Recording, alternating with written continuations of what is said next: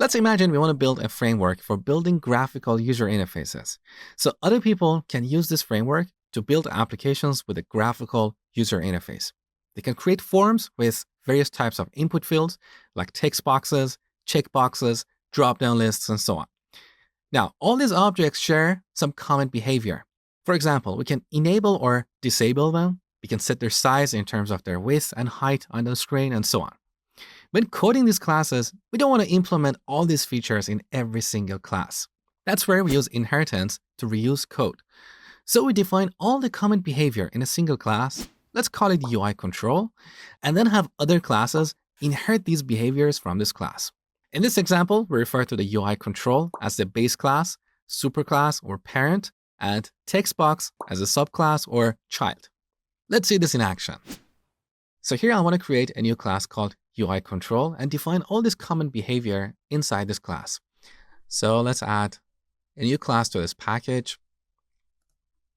We call it UI control, and note that I have capitalized the first letter of every word. Okay, Pascal naming convention. All right, what behaviors do we want to define here? For this demo, let's add the ability to enable or disable each UI control. So here we declare a private Boolean field called isEnabled.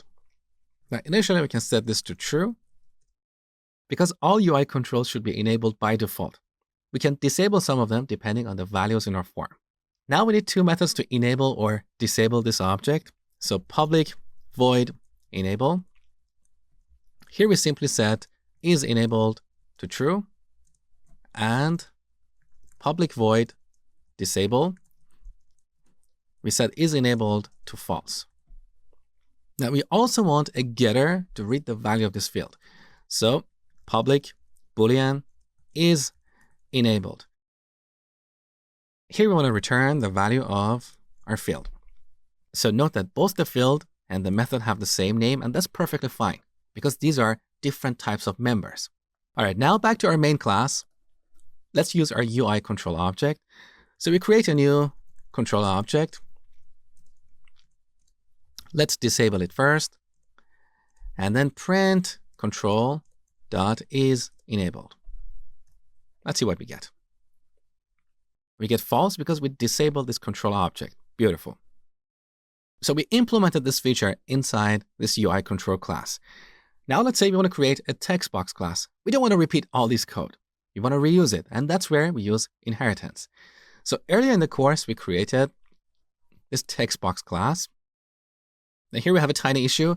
We declared this field as public because we didn't talk about the abstraction principle. So let's change this to private. Now, to have this class inherit all the features that we implemented in our UI control class, we simply type extend UI control. Now let's go back to our main class and replace UI control with text box. See what we get. So this control object has these two methods that we declared in our text box class, but it also has these three methods that we declared in our UI control class.